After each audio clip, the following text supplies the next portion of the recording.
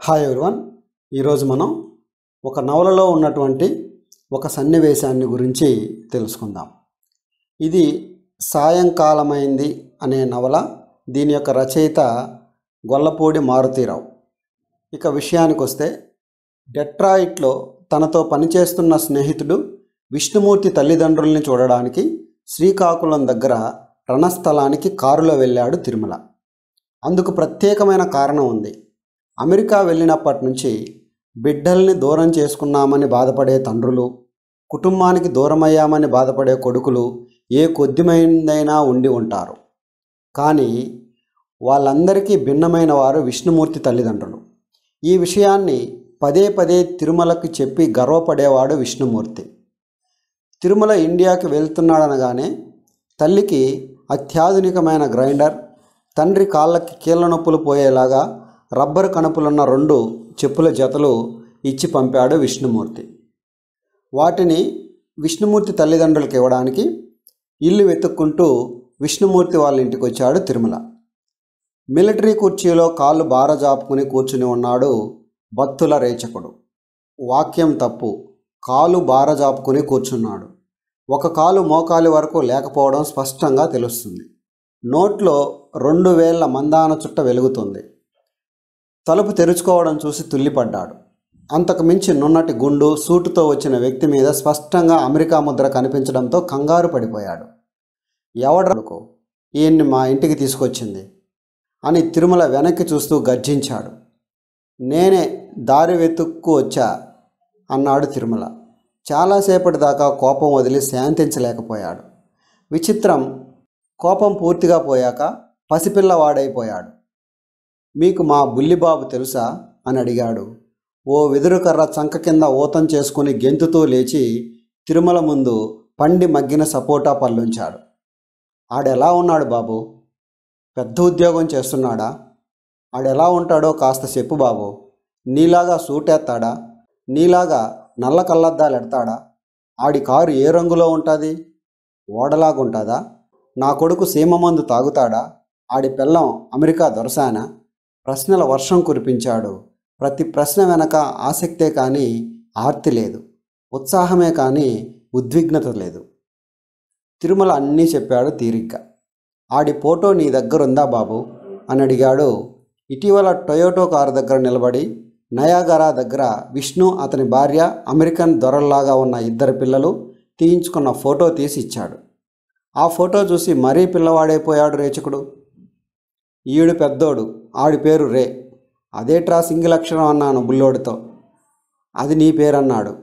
ఆడు నన్ను ఫోన్లో ఇంగ్లీష్లో తాత అంటాడు. ఈ రెండోవాడు అదేటి టెడ్. ఈడు నక్కజిత్తులోడు, పిలిస్తేనే పలుకుతాడు. ఇవన్నీ మీకెలా తెలుసు? వాళ్ళని ఎప్పుడైనా చూసారా? అమ్మో, అంత పనే. మా బుల్లబ్బాయి ఉత్తరాలు రాస్తాడు. పూర్ణయ్య పంతులు గారి చేత చదివించుకుంటాను. టెడ్డుగాడు ఫోన్లో వందే మాత్రం పాడతాడు. ఆడి గొంతు ఘంటసాల గొంతులా ఉంటుంది. అంత ఆనందపడుతున్న తండ్రిని ఎప్పుడూ చూడలేదు తిరుమల. బిడ్డల్ని చూడాలని బెంగ పెట్టుకునే తండ్రుల్ని తెలుసు.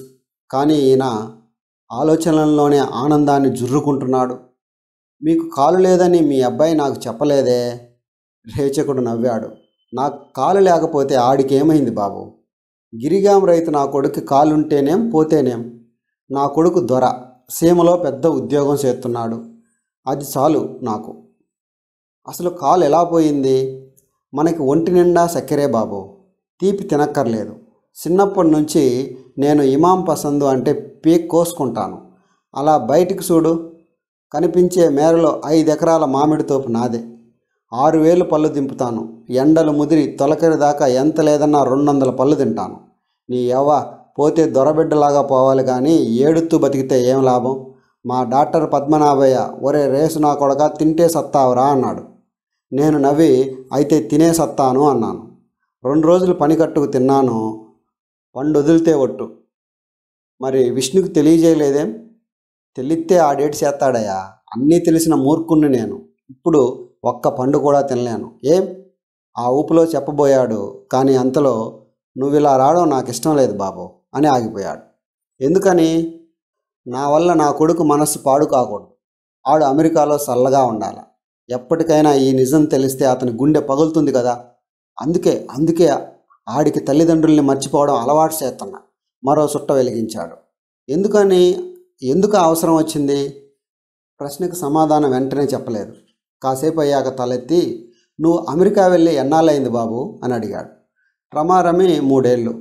ఆడు 30 ఏళ్ల కిందట వెళ్ళాడు. అప్పుడు ఈ చుట్టూ ఉన్న 50 ఎకరాల మాగాని మెరకా నాది.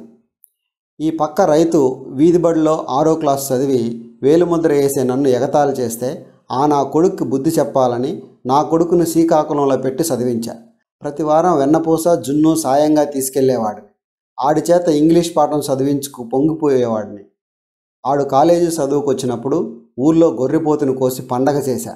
మా బుల్లిగాడు చదువు మాని పొలంలో నాకు సాయపడతానన్నాడు. ఎదిరించి గొడవ పెట్టి ఆడిని అమెరికా పంపించాను. ఆ తర్వాత ఎన్నిసార్లు అతన్ని చూశారు? 5 సార్లు. ఆఖరిసారి చూసింది 6 ఏళ్ల నాడు. మరి కొడుకును దూరం చేసుకున్నానని బాధ ఉండదా? సచ్చి కట్టి కాలే నాడు మనకెవరు దగ్గర బాబు? మనకు సేవలు చేయలేదని వాళ్ళ బతికెందుకు పాడు చేయాలా? ఆడు నాకెందుకు సేవ చేయాలా? ఆడి బతుకు ఆడు బతకాలా? ఆశ్చర్యంగా చూశాడు రేచకుడిని. ఈ మారుమూల గ్రామంలో ఈ చదువురాని రైతు 30 ఏళ్ళు తను పాటించి ఓ సందేశాన్ని ఈ తరం తల్లిదండ్రులకు ఇస్తున్నాడా అనిపించింది. ఆడి కోసం, నా రోగం కోసం, నా పెళ్ళాం వైద్యం కోసం 40 ఎకరాలు అమ్మేశాను. 5 ఎకరాలు అమ్మేశాను, 5 ఎకరాలు తాకట్లో ఉంది, మరో 5 ఎకరాలు మామిడి పండించుకు తినేస్తారా అన్నాను మా బుల్లోడితో.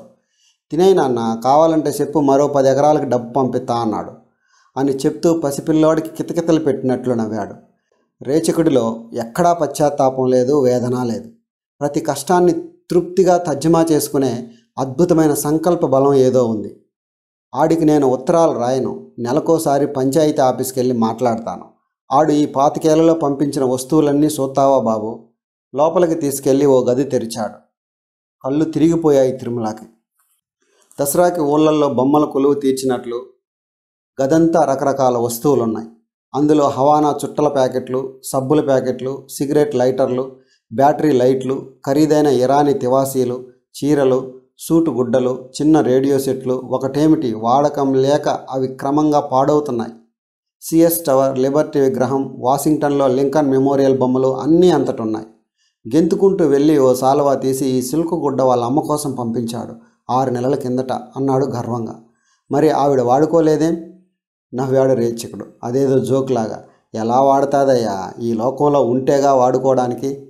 పిడుగుపడ్డట్టు తుల్లిపడ్డాడు తిరుమల. మీ ఆవిడ చచ్చిపోయి 4 ఏళ్ళైంది. వాట్? మరి ఆవిడ కబుర్లు చాలా చెప్పాడే, ఆవిడ కోసం చాలా చెప్పాడా? మరి చచ్చిపోయిన ఆడి తల్లిని 4 ఏళ్ళు ఆడి మనసులో బతికించాను. నేను గొప్పన్నా కాదా? చెప్పు బాబు అన్నాడు గర్వంగా. తిరుమలకి ఈ మనిషి బొత్తిగా అర్థం కావడం లేదు. ప్రతి మాటకి రేచకుడి వ్యక్తిత్వం రాను రాను విశ్వరూపం దాల్చేస్తుంది. అమెరికా నుంచి వస్తే కాలుపోయిన నాన్నని, చచ్చిపోయిన తల్లిని తలుచుకు ఏడుతాడని పూర్ణయ్య పంతులు గారితో చెప్పి అవాకులు చవాకులు రాయిస్తాను. ఉత్తరాల్లో నేను 2 సార్లు యాత్రకు వెళ్ళాను, ఓసారి కాశీ వెళ్ళాను. నిజానికి గిరిగాన్ దాటి ఎక్కడికి పోలేదు అన్నాడు రేచకుడు. తిరుమలకి నోట మాట రావడం లేదు. అసలు మీ ఆవిడ ఎలా పోయింది? అది కొడుకు కోసం మనేద ఎట్టుకుంది. మజ్జి గైరమ్మ జాతరకి, నూకాలమ్మ జాతరకి తిప్పా. దాని కళ్ళల్లో పువ్వులేశాయి. నా దగ్గర దాచి వండుతూ చెయ్యి కాల్చుకునేది. ఓసారి నాతో తోటకొచ్చింది. దిగుడు బావులో పడిపోయింది. వెన్నెముక విరిగిపోయింది. దాన్ని మంచం మీదుంచి నేను వంట చేసి పెట్టాను. దగ్గరుండి ఉత్సా దొడ్డి తీశాను. నీళ్లు పోసి చీర కట్టాను. చచ్చిపోయాక మా బుల్లోడు చేయాల్సిన పని తలకొరివి ఎట్టాను. అంతా ఈ చేతికర్రతోనే. ఏడుస్తాడేమోనని అతన్ని చూశాడు. అటువంటి ఛాయలేమీ అతనిలో లేకపోగా ఏ కొద్దిపాటి గర్వమో కనిపించింది. మనిషి స్థితప్రజ్ఞుడు కావడానికి చదువు సంధ్యలతో సంబంధం లేని సంస్కారం ఏదో కావాలి. దాన్ని సాధించాడు రేచకుడు. ఇక్కడ జరిగేదేది ఆడిని బాధ పెట్టకూడదు, ఆడి సుఖాన్ని పాడు చేయకూడదు. అందుకే ఆ లమ్మ బతికున్నట్లు దొంగ ఉత్తరాల్ని మా పూర్ణయ్య పంతులు రాస్తాడు. సంవత్సరం పొడుగున ఆరికి 10 బస్తాల ధాన్యం, అపరాలు, పచ్చడి, మామిడి అన్నీ పంపుతాను అన్నాడు. మరి మీ సంగతి ఎవరు చేస్తారు? మన సంగతి మరోడు చూసేదేంటయ్యా?